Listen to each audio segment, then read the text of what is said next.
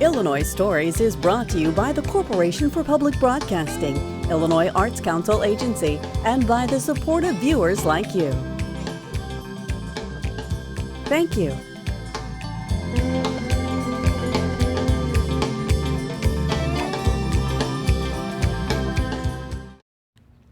Hello, welcome to Illinois Stories. I'm Mark McDonald in Quincy at one of Quincy's new elementary schools. There are 5. We're at Baldwin Elementary School. You may remember it was the high school and the middle school at one time. Now it's a new elementary school. And what's really beautiful about this piece right here is this showcases one of the new sculptures that is going on into the new schools, and among other ones, because Laura Sievert, it's not only these sculptures not only happening at the elementary schools, but there are some others too. And it's really a remarkable marriage between the schools and Arts Quincy, because what this does, it's the celebration of education. The sculpture series twins the two, and it gives the schools and the arts a chance to partner. It's beautiful work. Absolutely. You know, we're so excited to unveil 8 of these terrific sculptures throughout the school year. Of course, 2020 has been wild. At some of the early sculpture installations, we had full marching bands and all the students out. And later in the series, of course, we're dealing with the coronavirus. But, you know, we intended for these to symbolize the school, to give the students something to take pictures in front of every year for their first days and their last days of school. But they've taken on this whole other layer of meaning now that 2020 has kind of been interrupted and different. Yeah. Now during this program, we're going to visit 4 of these sites. 4 sites. But you were good enough to take some pictures of them for us for the others. So we'll get a chance to see all the sculptures. But let's talk about this one first at Baldwin, because Baldwin, of course, was an aviator, a famous aviator, and this is an interesting piece because the artist asked you if the kids at this school could go ahead and cut out their own handprint. Isn't that how this happened? That's right. Over 500 students and staff were part of this project. We brought in great big pieces of sheet metal. This is by Bob Doster out of South Carolina, and he brought in a plasma torch, and we had a talk about what that would look like. But we gloved up the kids, and we got their big aprons, and we put the welding glasses down over top of them, and they each got to trace their handprint on the on this and literally have a hand in making it. And to commemorate the first class was really, really special. It really is. And in fact, I think your son was a member of that first class. He was. Elliot, you want to come on over? No, he doesn't want to. Okay, but he knows where his handprint is, doesn't he? He does. Everybody does. Everybody who goes here definitely. Oh wait, can you go match it up and see if you can match real quick? Can you find it for us? Really, really quick. Can you see if one fits? Okay, let's go quick. Yeah. One, me and you. 1, 2, just like 3. You did before. Let's go find one. Which one? I think, what if mine's this one? Here, see if yours matches that one now. That's kind of, well, your head would be a little bigger now, Elliot, than then, wouldn't it? Yeah. Be a little bigger now. That's a pretty good one. Yeah.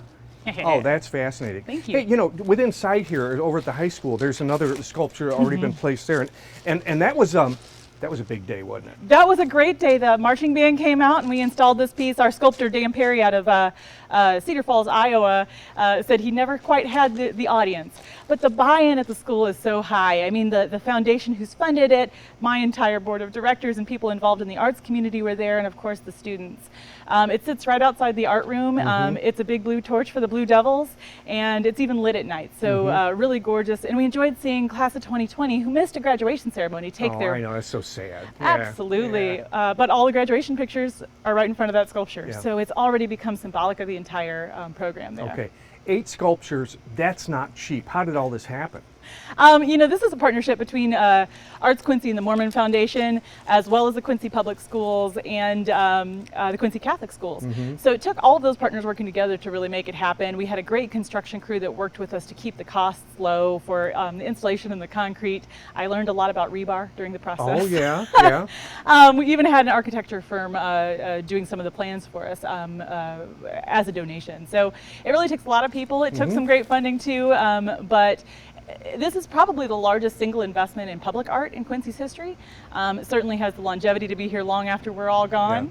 And we're really proud of the way that we collaborate in general. Arts Quincy, you might know, is America's first arts council, and it was founded on this idea that collaboration is key. Yeah. Laura, we're going to do some visiting today. We got 3 other sites to visit. In fact, they're going up today. They're going up today. So let's go take a look. Let's go. Well, Michael Young, it's not every day that you get to see a statue after it's just been like put up an hour ago. You just got finished installing it, and then get to talk to the artist at the same time. How do you think it looks here?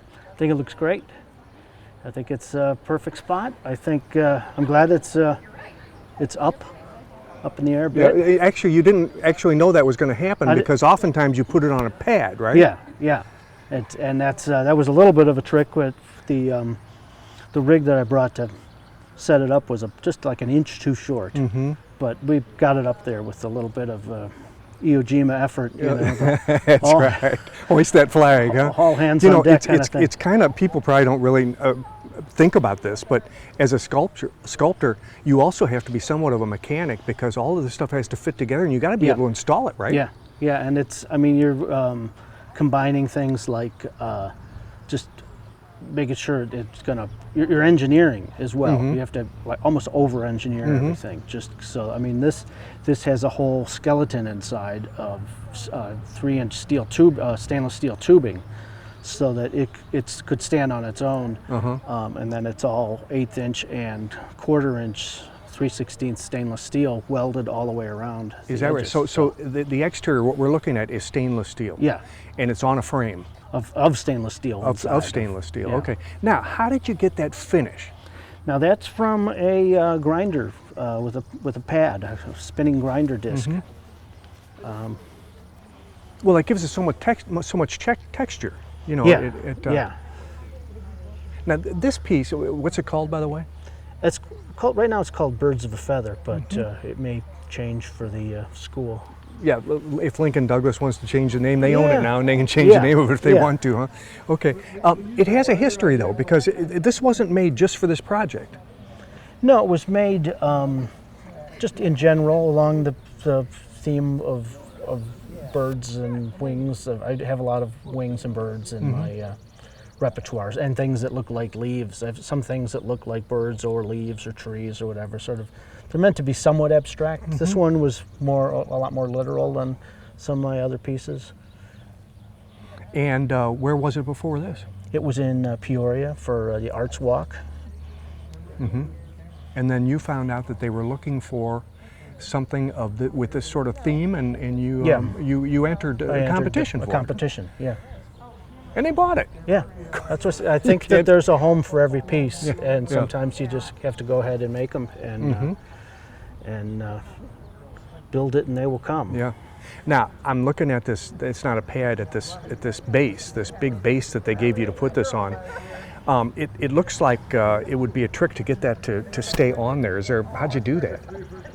Oh, because it's heavy. That thing's heavy. Oh, it's about 700-800 pounds. So it's not even liftable.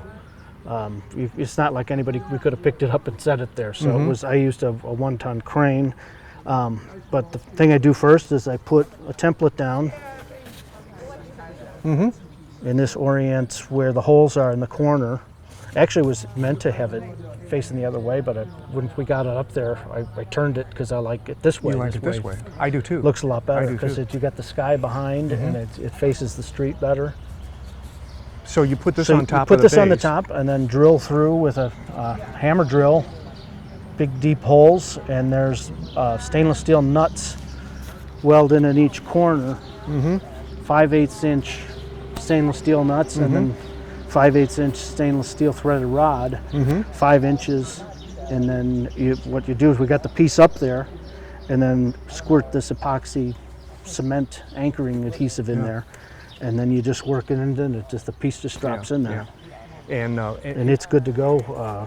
Tornadoes, anything, and with that block, it's not going anywhere. Yeah, well, you hope not. Yeah. When it's as heavy as it is, and it looks like it's kind of off weight, like it could fall, but it's not going to happen. Yeah, no, that is one of the things I'm kind of really pleased with this, because it was in the studio, because it used to have holes that I filled in, because it was easier to just drop it, wherever it was going to be shown, and put screws into the sidewalk.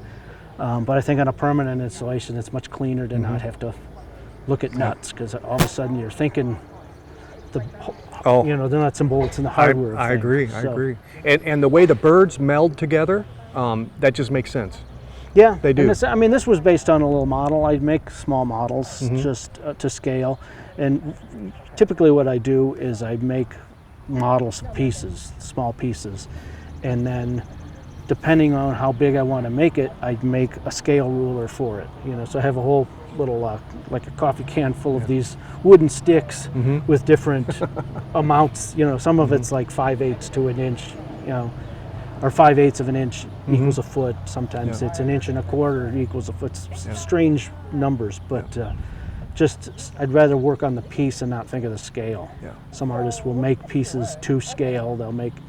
Every piece will be a 1 inch, a 1 inch piece. So if it's a 12-inch piece, it's a 12-foot piece, it's a 12-inch piece. Yeah. It simplifies it for them, but I like to be able to kind of Well, change it it a is. little bit. It is beautiful, and it certainly does remind you of taking flight. It's a piece of work. Thanks, Yeah, Michael. thank you.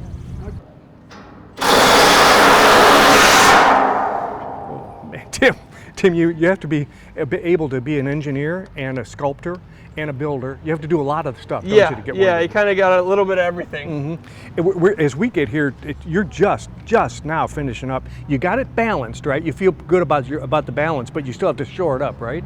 Yeah, so the piece actually, I kind of designed it so it would stay on its own. It's usually easier that way. You don't have to have the rigging set up to keep it standing before you bolt it down. There's less stress on the bolt, so really it stands by itself. This is just if, just a couple weeks ago in Iowa, they had 70-mile-an-hour winds. You don't want to leave something this big standing in the wind like that. Yeah.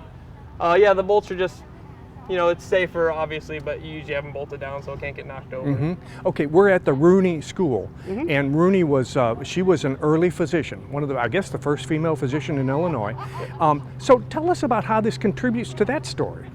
So the idea is that it kind of captures these natural forms, which were, very much earlier than her being the first physician in Illinois, but when they first started creating medicine out of natural stuff, leaves, medicinal plants, and stuff like that.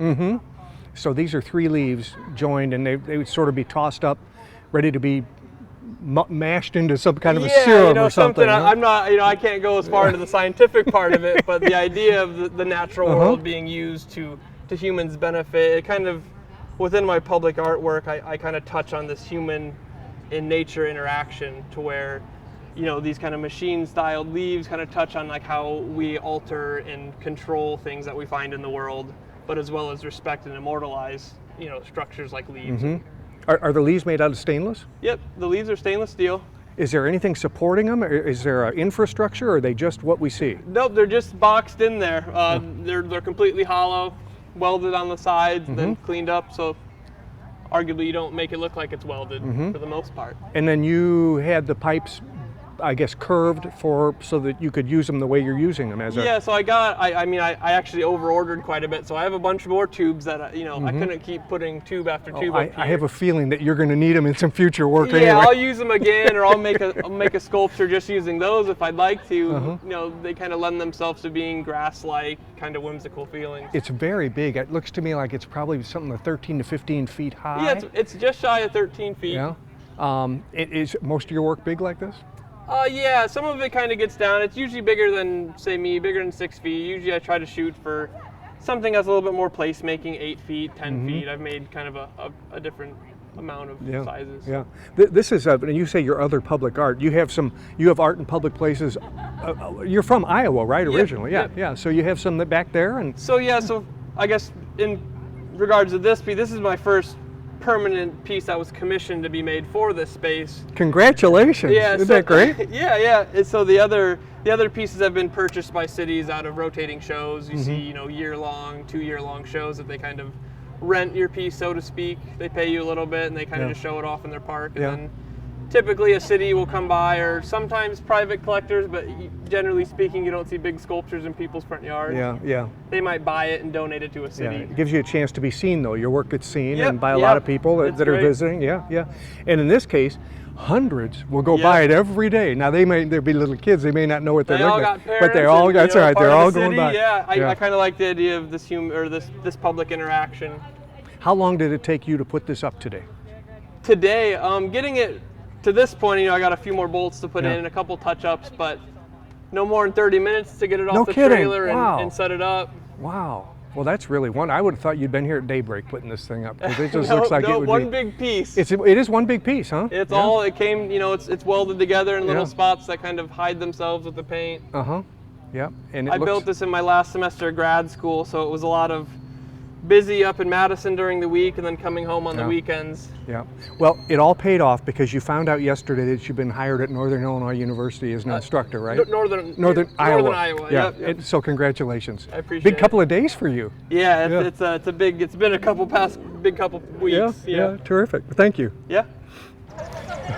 Jim Jenkins, welcome to Quincy. Yeah, well, thank you. You know, we've gone to 3 statues today. Mm-hmm. The last 2 we saw were in one piece, and it necessitated the artist to put it on the base, and screw it down. Yours a little different. You got a bunch of moving parts in this thing, and I can see you're trying to get it put back together the way you made it. Correct. Yeah. You have to mark everything, don't you? Well, all pieces are all part over of the place here. Part of the problem is I did have some help, and the help didn't mark my parts. And so it's been a little bit of a struggle, but the crew has been exceptional. Mm-hmm. And God bless them, because I don't do anything on my own. It takes patience to put something like this together. What is this called? What is this? It's called the Cosmic Clockwork Comet. Okay. And in code, I've shortened it to C cubed 4Q. And so it's the Cosmic Comet for Quincy. Okay. So, and it's based on Halley's Comet, and also the fact that the school's mascot are the comets. So that's the tie-in, and the educational possibilities for me are evident in the piece, because I always try to teach all the time with any of the pieces that I make, and this is no exception. Now, Halley's Comet comes back in what year did you say? 2061. 2061? Yes. Okay. And that's the year that the kids that go to the middle school here are going to decide what goes into the time capsule to be opened in 2061? No, the kids today. Today, right. 2020, that's what I mean. they'll come up with the idea, and then they'll put it in, and then it'll be open 2061. In 2061 it'll be opened. And then in 2061, the students here will decide what goes in the next one, and that opens in 2135. Okay. So this is, I don't know, would you call it a time machine, or would you call it a way to measure the future, or That's a good way to look at it, but I'd call it a time machine, because I work with it. That is one of my favorite materials. It comes up in almost every piece I've ever done. Time is incorporated and looked at very closely, like under a microscope sometimes. So, I want to walk over here, and I want you to show me a piece that you haven't put in yet, but Yes. it's got some relevance. yes. We can look at this one. Oh, this one first? Yeah, well, there are Okay. two, because it's done symmetrically. There are 2 panels that look the same. Now, the important thing about this one is the thing that makes Halley's Comet come back on the 75-year cycle is gravity. The sun pulls the comet, and then it goes back out by virtue of gravity. So that was kind of at the core of the piece to start with. But I came to find out, and then it's Newton's universal theory of gravitation. People think of it because of the apple falling on his head. Yeah, okay. And so this image has always been part of the piece, but it became very relevant later on, before the piece was completed, in that the reason Newton had some time to think about and come up with the theory of universal gravitation was because he was sheltered in place. He had to leave Cambridge because of the bubonic plague. So here we are as witnesses to what happens during a pandemic, and we're sheltered in place. And so this sort of became a very important icon in the overall. To understand that it happened in 1635, it happened 2020, and we carry on. Yeah, and we carry on. Time flies. In Time some flies. cases, tempus fugit, as you say here. Yes. One more thing about you, very interesting. You have a shirt on that says Fermi Lab on it, 50th Yes. anniversary. Yes. You were the artist in residence at the Fermi Lab, and it's probably one of the labs at the forefront in the world That's in correct. science. And that must have been a wonderful experience. It was one of the best things that's ever happened to me, and I would do it again in a heartbeat. But they only take You only take get you a year, one right? time. Yeah, and they Get give a you year. 1 year. And if you haven't done enough damage in 1 year, then you don't get another chance. You don't get another chance. So, but I'm there quite often because, well, not recently, but there quite often because I have a lot of friends that I have made through that, Yeah. and I just love that place. I have always loved it. It's a place of where the most interesting things happen. Yeah. Well, it looks, when looking at your work here, it looks like you do have a great respect for science Yes. and the scientific world, because it looks to me like everything here has to fit in a very specific way. Everything works in its own way, doesn't Yes, it? it does. Yes. Well, thanks for visiting with Well, us. thanks so much Appreciate for it. the Yeah. opportunity. I think that's fantastic. It's going to be beautiful. Well, thank you. You'll have to come back when the comet is actually attached. Okay. Superintendent, schools haven't gotten a lot of good news in the past 6 months or so. But this project is all good news, isn't it? This artwork. It's a great thing for the community. It's a great thing for our schools. We've been blessed with the donors, with the Mormon Foundation, with Arts Quincy. It's really been a spectacular thing for the whole community. The kids, in many cases, are going to get a chance to sort of, be part of this, because in this case there will be a time capsule, it's going to be put in this for kids in the future to open and see what it was like in 2020. But then there's also a way for kids to get involved with their own art with this, isn't it? Absolutely, and that's on all of them, all around town. There was a contest to design a medallion that's placed on each of the sculptures that is all created by the kids. So each one of the sculptures also has student art that's in there too, and that's going to be part of the process. You can come by, you can do a little etching of their work, and that's kind of a neat deal. And the kids have been involved from the very beginning, and it's been exciting to see that they've been side by side with these art projects. Yeah. This has been, I started out by saying what a difficult time to be in the school business, because, in the spring you had to make tough calls. You're having to make tough calls now about what we're going to do in the fall. In the summertime, you spend your whole time probably dithering on what's the best thing to do. How do we keep everybody safe? What an experience, huh? It is, but we're pretty blessed in Quincy. First of all, great team, blessed to have teachers, administrators, school board, all working with us. We're all together. Yeah. And then the community, extremely supportive community. I get emails daily thanking me for what our team's doing. So same here. It's always a team effort. This, really didn't cost the school district anything. It's all donated, and we're blessed. Blessed to be in Quincy. It is terrific. At the beginning of last school year, you opened up 5 brand new elementary schools. Yeah. So you've had that experience behind you. You've got used to, everybody's got used to their space now, and they know what it can become and what to do with it. And I got to hand it to Quincy for making that possible, because that just doesn't happen in this day and age. It doesn't. And they placed education at a very high level, and they told the entire area, really the entire state, maybe the entire country, hey, education's #1 in Quincy, and we're gonna support it. Yeah, and now this artwork in front of the schools, it sort of plays hand in hand, doesn't it? Absolutely, absolutely. It's another great testament to our schools and our community, and the art side of our community. I mean, we have very strong arts in Quincy and in our school district. We're very proud of our arts program, both the visual arts and the entire band, music, plays. It's an outstanding program. We're proud of it. Well, this is a busy corner here at 12th and Main. A lot of people are going to see this when they drive by. In fact, we've had a lot of people honking at us and trying to get our attention as we're out here. But it's going to really dress up the place. It's going to be very nice. It is. A brand new fence, actually, we put around just because of this project, and we're very proud of it. So it is going to be another hallmark of Quincy. Well, Superintendent, thanks for the visit. We really appreciate it. Thank you. Might be a good day trip for you if you're thinking about it. If you love art, there are now 8 new pieces of art in Quincy at these schools, and might be a nice day to drive around and just take a look at them. With another Illinois Story in Quincy, I'm Mark McDonald. Thanks for watching.